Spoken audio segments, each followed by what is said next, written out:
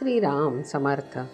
सद्गुरू श्री ब्रह्मचैतन्य महाराज गोंदवलेकर यांचे प्रवचन दिनांक 2 ऑक्टोबर. सगुण भक्ती. सर्वाभूती भगवंत आहे याची खात्री पटायच्या आधी तो माझ्यात आहे हे पटले पाहिजे. सोन्याचा दागिना मला सोने भेटवा असे म्हणत नाही.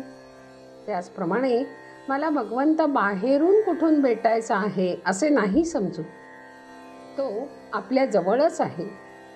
मनुष्य बोलतो तसा जर वागला तर त्याला त्याची प्रचिती आल्याशिवाय राहणार नाही. मी कुणाचा आहे हे जर जाणले तर मी कोण हे कळायला वेळ लागणार नाही. सत्समागम केला म्हणजे मी कोण आहे हे कळते. साक्षी रूपाने नटलेला जो मी त्याला पाहायला जंगलात जायला नको. माझे पण सोडावे म्हणजे मीचा बोध होतो.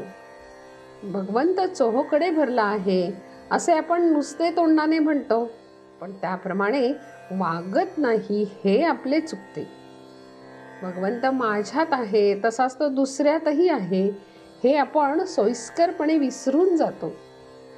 जसा खोलीतला दिवा प्रकाशाने सर्व खोली व्यापून टाकतो, तसे हे सर्व जग भगवंताने व्यापून टाकले आहे. मी करता नसून राम करता आहे हे म्हटले म्हणजे त्यात सर्व आले. पोशाख निरनिराळे केले तरी मनुष्य हा एकच असतो. संन्यास हा मनाचा असतो, पोशाखाचा नसतो. मनावर कशाचाच परिणाम होऊ न देणे हाच संन्यास. सगुण भक्ती करावी, भक्तीने नाम घ्यावे, नामात भगवंत आहे असे जाणावे आणि भगवंताचे होऊन राहावे हाच परमार्थाचा सुलभ मार्ग आहे. साधू संतांनी अतिशय परिश्रम घेऊन आणि स्वतः अनुभव घेऊन हा मार्ग आपल्याला दाखवून दिला आहे. आपले ज्याच्याशी साम्य आहे त्याच्याशी आपली मैत्री जमते. आपण देही असल्यामुळे आज आपला देवही आपल्यासारखाच पण त्याच्याही पलीकडे असणारा असा पाहिजे. अशा प्रकारचा देव म्हणजे सगुण मूर्ती होय. लहान मुलगा एखाद्या वस्तूसाठी हट्ट करू लागला की आपण त्याच्या पुढे त्या वस्तूसारख्या इतर पण बाधक नसणाऱ्या गोष्टी टाकतो.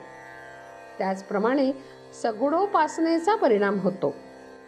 दृश्य वस्तूंवर आपले प्रेम आहे, जे दिसते तेच सुखाचे आहे असे आपल्याला आज वाटते.